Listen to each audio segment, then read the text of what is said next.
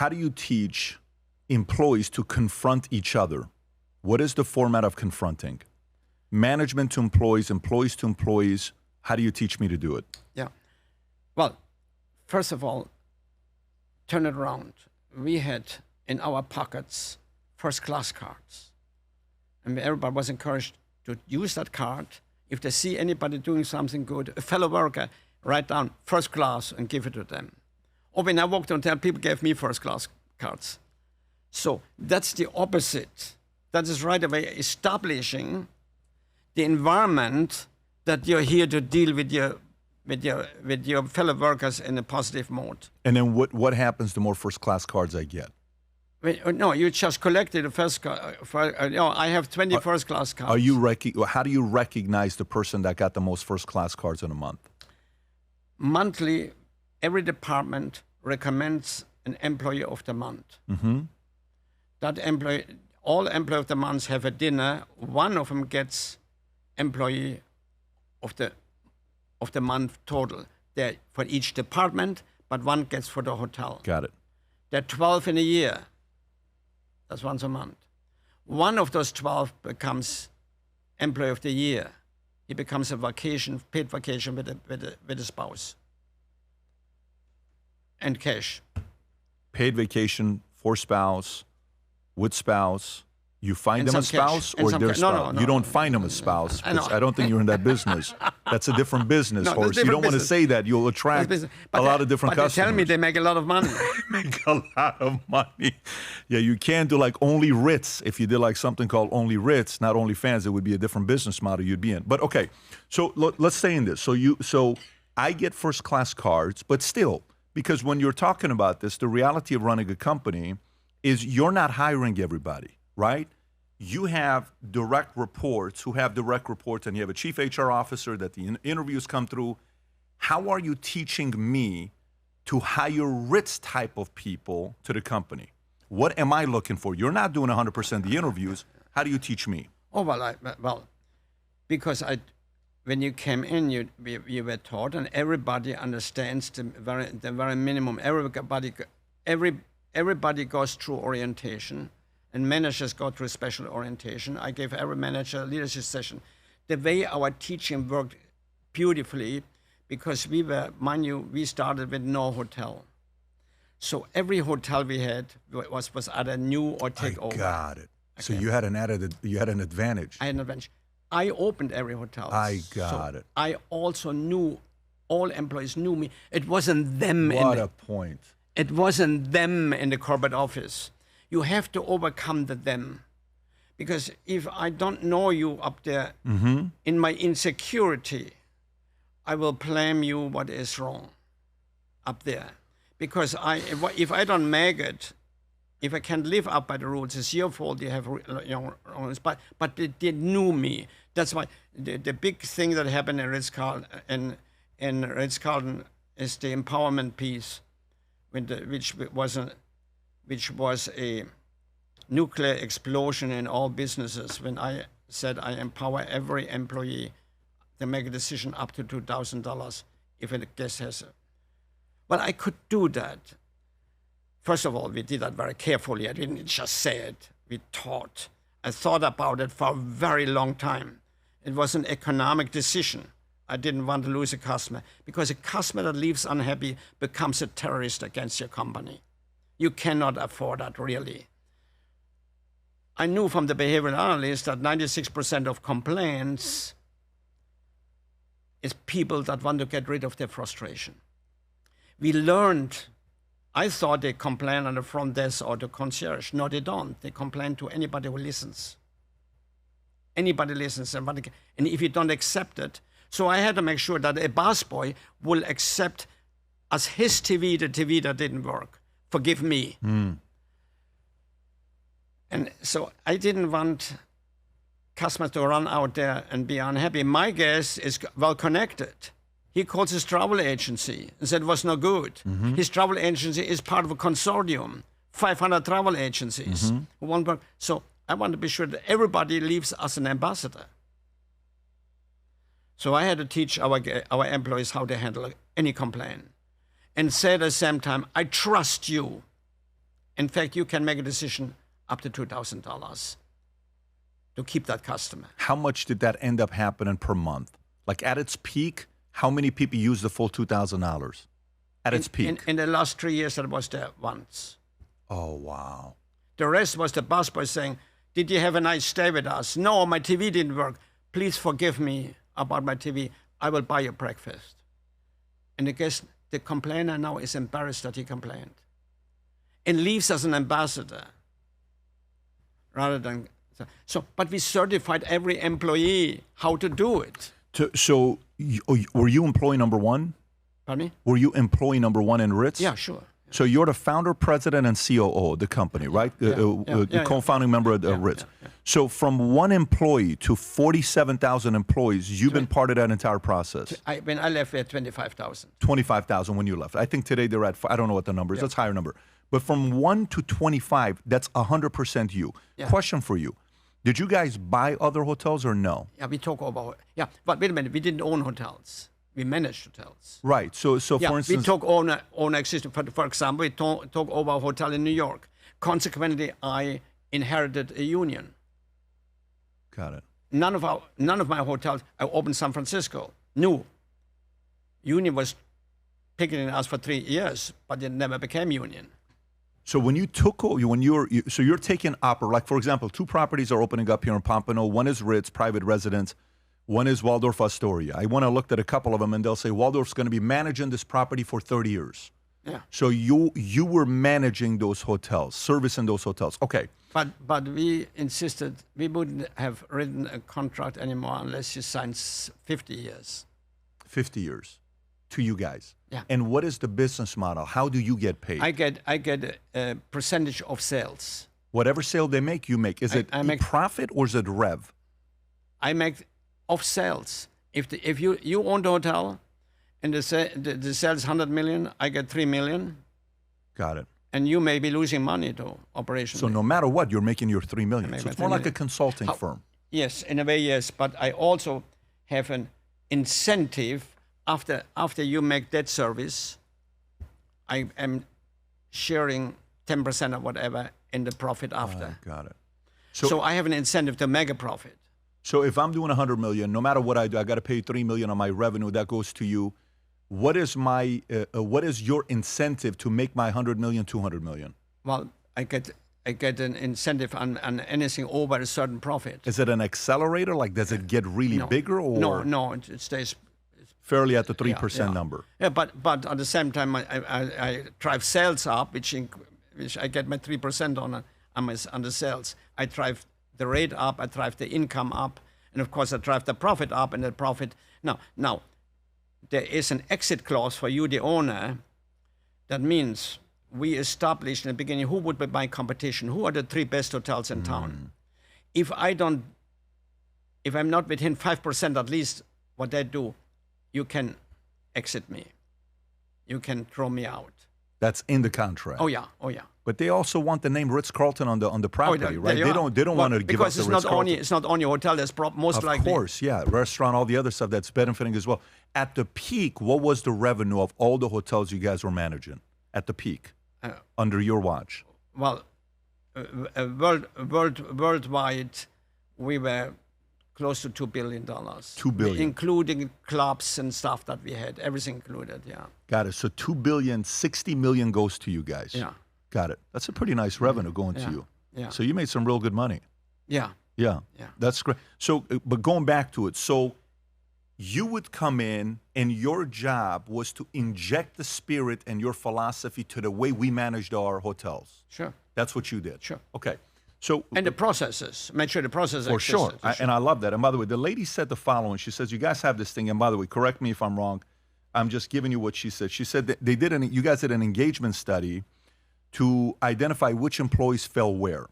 You guys found that you call them superstars or invincibles were 32% of employees who were energized and committed to do their work.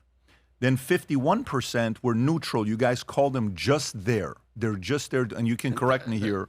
They showed up and do what is expected, but little more. And the last one was cave, which was around 17%. This is constantly against virtually everything. This is what the lady talked about. I never heard about that. So this is not you. That wasn't me. No. What do you think about this analysis? It's ridiculous. Tell me why it's ridiculous. This is why I came to the source. I want to know what you think. Yeah, okay. Rob, are you tracking? Rob, were you in that meeting? Am I giving numbers that were given to us? So please continue. It's nearly pathetic. Please forgive me. Okay. I mean, please forgive me. Tell me why, though. Tell me why Well, it's pathetic. because that means everything is wrong with the selection process already. If you hire those poor percentages, then you better start selecting. Get somebody to help you selecting employees. But you said your retention hit 19%. Between 18 and 20% was the retention. That means you fired or lost 18 or 19% of them. Yeah. That's you want to have 10% because you want to renew a little bit. So why did you lose 18 or 19%? Oh, well, partially because people moved, or partially because, or we did make mistakes. But when I make a mistake, I have to, this employee really didn't work out. So let's look where we made our mistake and tweak our process. Did we hire them wrong? Did we orient? I agree with you. Is something go wrong? I have to go back and tweak my processes, not the employees. And if I have those numbers, that means my processes, that says your processes are really screwed up, start over. That's what that says to me. Okay, how many times in your career did you fire people? How many people have you personally fired? Well, I look at general managers, roughly 5 or 6. 5 or 6 you fired in 30 years at Ritz? From 91 20 to... years, 20 years at Ritz.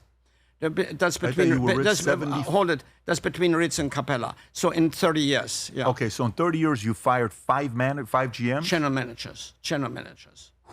How often did you fire people at Hyatt? How many people did you fire at Hyatt? Oh, that was earlier, and I was working different. I didn't fire general managers, but managers a lot, yeah. A lot. What's a lot? 50, 100, 200? Yeah, something. Okay. Yeah. So tell me what did a person do to get you to a point of wanting to fire them? Okay. For example, as a leader, we talk about delegating and so on. We kind of tested. What you delegate? You delegate, except you don't delegate your vision and your purpose. You don't delegate the standards. You don't delegate the values. You don't delegate those things. You delegate how these things. So, but you let people do things, and then you measure and make sure they happen. You cannot hope. Then hope is not a strategy whatsoever. So you measure, and you establish the expectation. You expected the expectation. Makes sense. So my expectation, for example, was, and that was a key element here, employee satisfaction, X. Customer satisfaction, 92% top box. Intent to return, intent to recommend. 92% minimum. And that was made very clear. If I hire you as general manager, now I said, Patrick, now understand, understand, I have no right to compromise. I am here for all concerned. Sure. My right of compromising is over. So my expectation is X. Do you think you can handle it? By the way, my role is to help you. Okay. I'm here available. Call me anytime. I'm here to help you. I will come to your hotel and spend time with you, but I'm here to help you. Okay. But here's the expectation. Here are the expectation. Customer satisfaction, employee satisfaction, and so on. And I delegate you, and here's how our rules, and you go through the orientation, here's how we do it. They learn that the employee is a part of the company, not just working for the company. They learn that any manager, that every employee works in an environment of belonging and purpose. Do you understand this, Patrick? I would say belonging and purpose.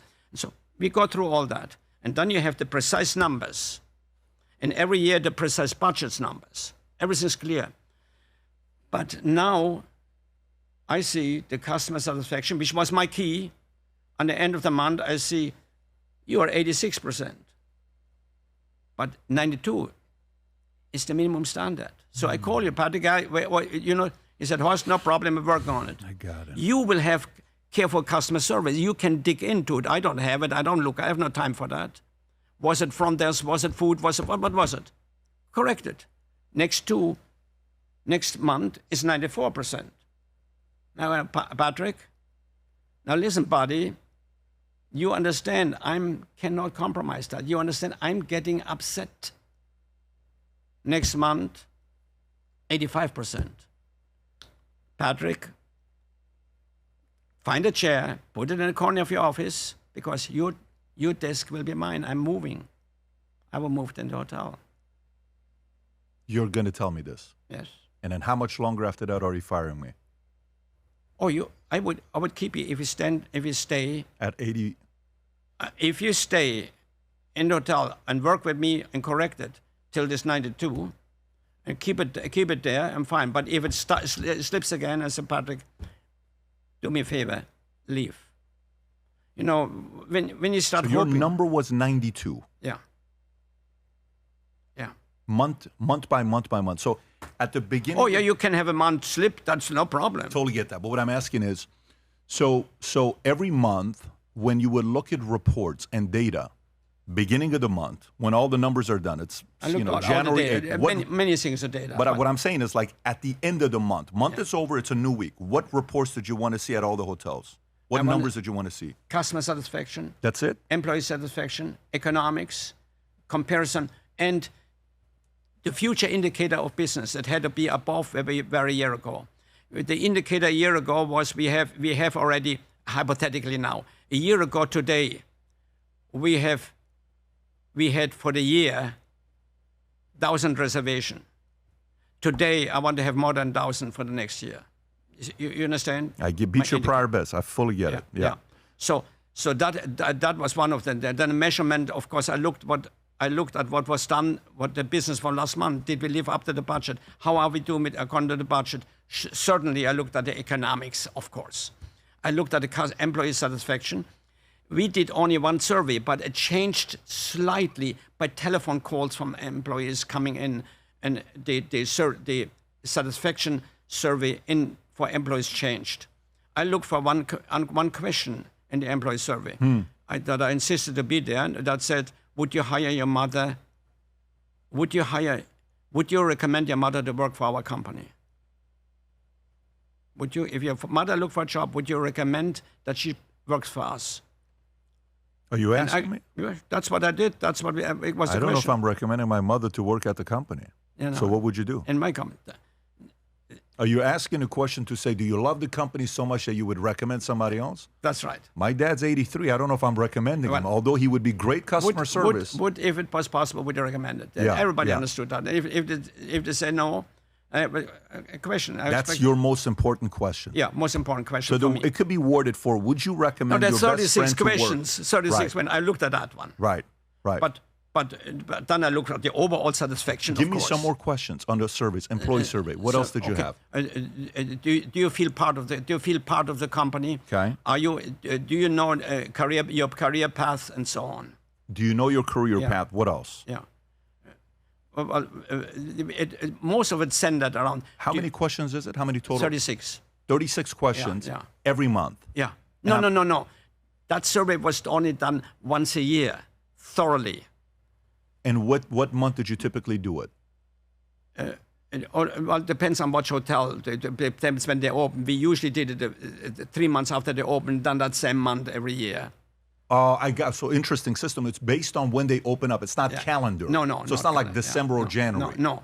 So 3 months after they open up. So it wouldn't make sense to a different kind of a business. So different kind of a business, you do it annually, and it's anonymous. You don't know who's answering it. It's just giving you data, so nobody feels uncomfortable not putting it. That's right. And then how are you doing customer satisfaction scores? An outside company call in. We get a number. Outside company calls the customer. Yeah. And they give you the analysis once a month. I get the analysis for each hotel, intend to return. And so now I'm moving to the hotel, and the general manager is with me. Now most of them done quit. I consider them to be fired. They quit. Mm-hmm. They have to sit in the office with me, and I'm making all decisions, and so they're embarrassed, and they quit. But what did I do? I looked at the survey. It's so simple, everything. It's so simple, everything. I looked at the customer service. Where were we impacted negatively? By the doorman. They were not friendly. So what I do, I go sit down with all the doormen and say, now, guys, please help me. It seems that we didn't help you or didn't train you right. And I'm here to help you to become a respected, because you're not. But I'm here to help you. And I'm accepting that we made a mistake here somewhere. So help me. Guess what? 4 weeks later, it was corrected. It was so simple every time. It is not rocket science. You go and talk to the people connected to the process. But if you're not, you're living in Taylorism. Taylorism said, Taylorism said in the Industrial Revolution, said, hire people who fulfill a function. We think and they do. But this is ridiculous. After they do, they know better how to do than I do with my thinking in my office, instead of going to them and say, what can we do? Success is built on how you think. Influence is built on how you show up. Every detail matters, because presence speaks before you do. This is more than style. The future looks bright. If you enjoyed this video, you want to watch more videos like this, click here. And if you want to watch the entire podcast, click here.